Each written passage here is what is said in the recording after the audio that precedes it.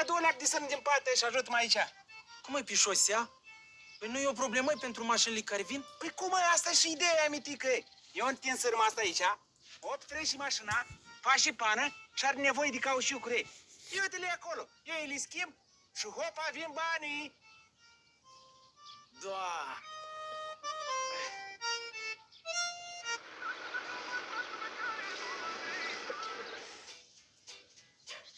Cornel, vine, bă!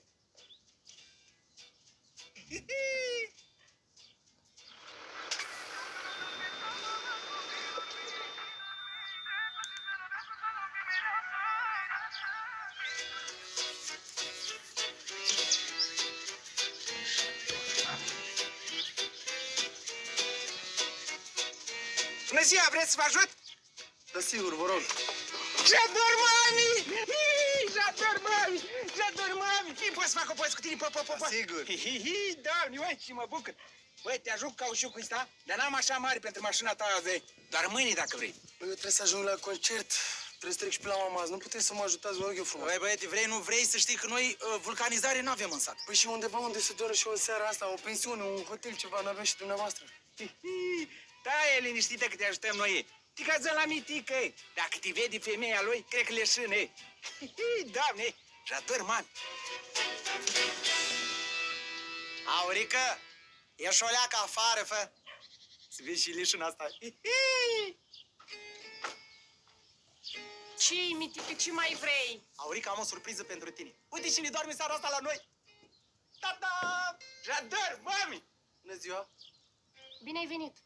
150 de lei te costă cazarea pentru noaptea asta. Aurică, ce 150 de lei, Jador? Bine atunci, 200 de lei pentru tine. Știu că nu sunt o problemă banii pentru tine, Jador. Hai să arăt camera asta.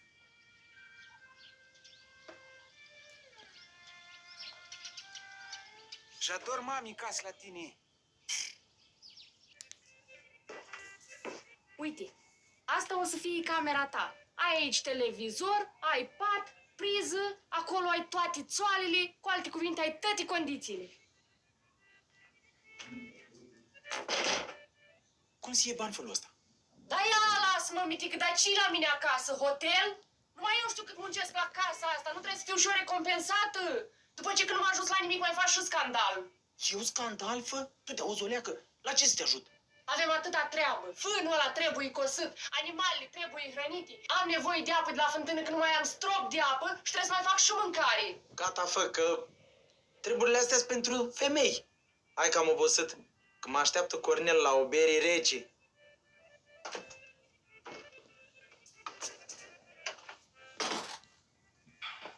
Doamnă, dar aveți nevoie de ajutor?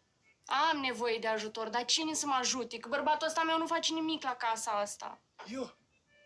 Ei, descurci tu la treburi de-astea casnice? Nu pricep, doamnă, că am crescut la țară. Eu n-am uitat de unde am plecat. Zici tu că o să te descurci? Acum.